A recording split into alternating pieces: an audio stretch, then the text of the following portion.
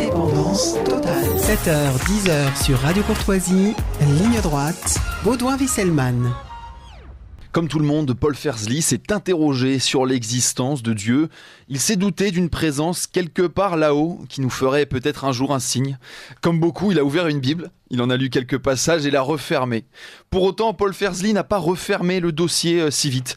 Il a mené son enquête, il a cherché à comprendre. Il est revenu aux penseurs grecs qui avaient dessiné l'idée de Dieu, cause de toutes les causes, mouvement premier de tous les mouvements. Il est remonté aussi à saint Thomas d'Aquin, puis à Pascal et son pari fou. Dans son livre, notre très jeune auteur s'adresse à son lecteur à la deuxième personne du singulier pour lui faire vivre son cheminement spirituel, mais qui est aussi à la fois très cartésien. Paul Fersli, bonjour. Bonjour Baudouin. Vous êtes l'auteur de « Je ne voulais pas y croire », de l'indifférence à l'évidence de la foi aux éditions MAM. Alors la foi en Dieu est quelque chose de spirituel, mais on lit dans votre livre beaucoup d'arguments rationnels finalement. Au-delà du cœur, c'est aussi l'intelligence qui vous a mené à croire en Dieu. Oui, moi, vous savez, moi je suis ingénieur à la base, j'ai un esprit très, très cartésien, très rationaliste, et il m'a fallu comprendre aussi rationnellement de quoi on me parlait pour que je puisse adhérer à des idées concernant la religion. Ouais, et alors, qu'est-ce qui vous, du coup, de cet esprit très rationnel d'ingénieur, comment vous êtes ouvert à l'idée de Dieu de façon rationnelle, du coup ? Alors, l'ouverture première, elle s'est faite déjà par des rencontres qui m'ont amené à la possibilité de l'existence de Dieu et puis d'une religion. Rencontre de personnes que je considérais moi-même comme rationnelles et donc que je savais structurées, intelligentes et donc qui m'ont amené à me remettre en question. Ensuite, je me suis basé sur quelques auteurs pour lesquels j'avais déjà un très grand respect. Je pense notamment à Pascal qui père des mathématiques, mais qui en est venu lui aussi à admettre et à croire en Dieu. Et devant ce genre d'esprit, alors je cite Pascal, il y en a d'autres, je pense que j'ai fait preuve d'humilité et que je me suis dit que si eux le pouvaient, c'est quelque chose qui m'était aussi accessible. Oui, comment vous voyez avant cette conversion, du coup, c'est les rencontres dont vous parliez, comment vous voyez avant ces gens qui croyaient en Dieu ? Déjà, je ne les voyais pas. Je ne les voyais pas parce que j'ai grandi dans un environnement qui n'était pas croyant. J'étais en Normandie, je ne connaissais pas de croyants. Et voilà, pour moi, la religion était quelque chose de dépassé du siècle dernier et des siècles derniers. Je savais que ma grand-mère était croyante, par exemple, mais voilà, c'était une personne d'une autre époque. Et donc, je ne pensais pas que des gens croyaient sincèrement aujourd'hui en France. Je pensais que c'était des choses qui se faisaient par mimétisme social ou par reproduction sociale dans certains milieux, mais que de toute façon ça ne me concernait pas. C'était forcément pour vous quelque chose de l'ordre d'un peu de la superstition, de gens qui se rassuraient en croyant en Dieu ? C'était du folklore ou des gens qui se rassuraient, qui étaient, j'aime pas le terme, mais sous-éduqués ou sous-renseignés et qui quelque part avaient peur de quelque chose. Qui avait besoin de croire en des choses surnaturelles. Alors, vous citez des démonstrations classiques de philosophes grecs et de saint Thomas, de saint Thomas d'Aquin, sur la foi, et qui sont très intéressantes à découvrir ou à redécouvrir pour ceux qui les connaissent, comme la causalité première. C'est un raisonnement très logique et assez simple presque. Est-ce que vous pouvez revenir là-dessus ou encore sur le premier mouvement, ou bien également la contingence, la finalité, toutes ces façons de démontrer l'existence de Dieu de façon rationnel. Toutes ces démonstrations, c'est des raisonnements qui ont été posés il y a bien longtemps déjà par Aristote et qui sont tout simples.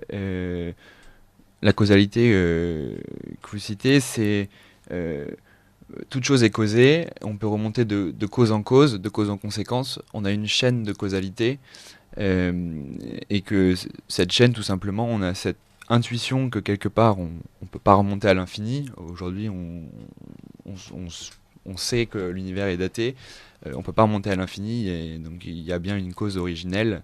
À un moment donné on peut pas remonter quelque chose qui n'a pas été causé et donc qui est une je dirais une singularité dans cette chaîne de causalité et qui dépasse notre entendement, et c'est ce que Aristote, et c'est ce que aussi les chrétiens après lui appellent Dieu. Et vous vous êtes pas dit quand même face à ça, les chrétiens sont un peu simplistes, ils se réfugient derrière pas grand chose, ou vous avez trouvé ça lumineux? C'est pas que j'ai trouvé ça lumineux, c'est que j'ai trouvé ça cohérent, et que je me suis dit simplement, Simpliste, je vais pas forcément simpliste, mais que bon, d'accord, que ça me disait pas grand chose de Dieu quand même, parce que ça ne nous avance pas vers une religion, ni vers la religion chrétienne en particulier. Mais je me suis dit d'accord, je comprends un peu plus de quoi ils veulent parler par Dieu, et ça m'a donné envie d'aller plus loin et de me demander, maintenant qu'est-ce qu'il me raconte à propos de Jésus, à propos de l'Église, quel rapport avec tout ça, parce qu'à première vue, il n'y en a pas. Alors vous parlez des rencontres que vous avez faites, est-ce que ça a été de l'embrigadement pour ainsi dire, ou de l'influence, ou bien ça vous a interrogé, ces gens qui priaient, des gens que vous estimez rationnels, vous décrivez que vous les avez vus prier, recueillis pendant une messe, et que vous avez dit ces personnes-là sont pas folles, c'est ça qui vous a interrogé? Ça m'a interrogé, en fait c'est des personnes, c'est pas de l'embrigadement, c'est des personnes qui m'ont proposé de les suivre à la messe. J'avais décliné plusieurs fois, et puis un jour c'était la semaine sainte 2019, donc juste après l'incendie de Notre-Dame, et je m'étais dit que en effet aller dans une église était approprié, et donc je les ai suivis, et donc là où je pensais voir de la reproduction sociale et quelque chose de très cadencé et rituel, une cérémonie, voilà, un rituel. Et ben, j'ai vu mes amis aussi prier, prendre du temps, rester après la messe pour prier, alors que les gens sortaient de l'église, et donc j'ai compris qu'au-delà de la reproduction, il y avait une relation à Dieu, quelque chose qu'elle vivait et que moi je ne comprenais pas. Ça m'a interrogé, oui. Et vous à ce moment-là, vous interrogez, vous commencez par quoi? Comme je le disais, vous avez en introduction, vous ouvrez une Bible. Il y a ce récit de la Genèse qui est sympathique, qui est poétique, mais après on tombe très rapidement sur des choses très législatives presque. Qu'est-ce que vous avez fait de cette Bible, et après dans quelle direction est allé votre cheminement? Moi, les premières questions que j'ai posées aux filles en sortant de la messe, je me souviens très bien, c'était mais est-ce que vous croyez vraiment que Moïse a ouvert la mer en deux? Parce que c'était ma culture religieuse, j'ai regardé beaucoup Le Prince d'Égypte quand j'étais petit. Ah oui, un très bon dessin animé. Très bon dessin animé. Et deuxième question, c'était est-ce que vous pensez vraiment que Jésus est ressuscité? C'était un peu mes deux références chrétiennes. Alors leur réponse était assez compliquée, c'était un peu du charabia. Donc après ça, je me suis pas orienté vers la Bible pour avoir des réponses. En fait, je me suis orienté vers un cours de catéchisme sur YouTube qui m'a pas donné plus de réponses que ça non plus. Et donc, je suis revenu à la lecture des évangiles, parce que plusieurs fois, j'avais entendu dire que c'était le cœur battant de la foi chrétienne. Et donc, c'est à la lecture des évangiles, je dirais, que j'ai... Si t'es plus confortable, vous pouvez parler sans le casque peut-être. Et alors, les lectures des évangiles, vous disiez, là vous avez assisté à ce que vous écrivez, à un récit extrêmement précis. Là, j'ai découvert véritablement ce dont on me parlait. J'ai découvert Jésus, tout simplement, que je connaissais quand même très mal, dont j'ignorais le rapport de près ou de loin avec Dieu, dont finalement je ne connaissais pas très bien la vie, au-delà de tout ce que la culture populaire peut nous apprendre. Et donc là, j'ai découvert un personnage, Jésus, que j'ai eu assez vite envie de suivre, parce que ce qu'il disait m'a plu, m'a touché, et d'une manière très singulière m'a fait me dire oui, c'est à la suite de ce maître à penser là que j'ai envie de me mettre. Et alors on voit pas, on imagine bien le Jésus en Messie, etc. Mais alors en maître à penser, c'est-à-dire, c'est parce qu'il y a quand même beaucoup d'enseignements dans les évangiles. C'est les enseignements qui en premier lieu m'ont touché, parce qu'en lisant les récits, il ressuscite, etc. C'est pas forcément des choses auxquelles je croyais, mais je trouvais ce qu'il disait très intelligent. Et voilà, je me disais que c'était une philosophie que j'avais envie de suivre. Alors il y a quelque chose qu'on peut très bien comprendre aussi, c'est la façon dont notre histoire, l'histoire de France ou de la chrétienté, vous a beaucoup inspiré pour vous approcher de cette foi. Quel a été le poids de cette culture, de cet héritage dans votre conversion ? Le poids, à mon avis, très fort.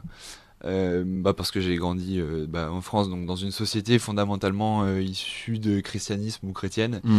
Et donc de près ou de loin, c'est une religion dans laquelle j'ai baigné sans m'en rendre compte, mais qui a aussi inspiré toutes les valeurs dont aujourd'hui la société se vante. Donc oui, cet amour pour la culture, c'était comme une reconnexion avec un héritage. En quelque sorte. Et puis je dirais que j'ai aussi été inspiré initialement par des personnages historiques dont j'ai constaté la foi tout simplement. Je pense à Louis XIV qui au-delà d'être un roi de droit divin, s'est converti à un moment donné dans sa vie et véritablement est devenu un catholique fervent. Et voilà, ça m'a interrogé, cette personne en particulier qui avait tout. Parce que c'est Louis XIV. Qui était Dieu sur terre presque. Qui était Dieu sur terre presque, et qui en fait finalement lui-même se met à genoux et se soumet à Dieu auquel il semble croire sincèrement. C'est des comportements qui m'ont vraiment amené à m'interroger. Alors vous expliquez toutefois que cette façon rationnelle, on va dire, d'approcher la religion, elle a ses limites, parce que beaucoup de choses sont dites et considérées vraies sans démonstration possible. Vous citez le théorème d'incomplétude de Gödel. Alors je ne connaissais pas, est-ce que vous pouvez expliquer cette comparaison entre ce théorème d'incomplétude et l'accès à la foi ? C'est simplement que souvent, on me dit que la religion, et c'est ce que je pensais aussi, finalement, c'est pas la peine de s'y intéresser parce que c'est des choses qu'on ne peut pas démontrer. Et c'est normal, et je pense qu'on aurait tort de vouloir démontrer des dogmes chrétiens comme on démontre un théorème mathématique. Et donc finalement... Parce qu'il y a beaucoup de choses dans les lois de l'univers qui sont vraies sans être démontrées, c'est-à-dire... Et en fait, voilà, c'est que finalement, au quotidien, on se base sur des choses qu'on ne démontre pas, sur des choses qu'on ne sait pas. Et alors, je cite aussi Pascal, qui parle de la raison et du cœur. Alors, la raison, capable de plein de choses, mais c'est le cœur qui donne l'impulsion première et qui va nous dire que oui, il y a 3 dimensions dans l'espace autour de nous et que c'est à partir de ça seulement qu'on va raisonner, faire de la géométrie. Mais ces 3 dimensions dans l'espace autour de nous, c'est pas quelque chose que Pascal il a démontré, c'est quelque chose qu'il sent. Et que donc...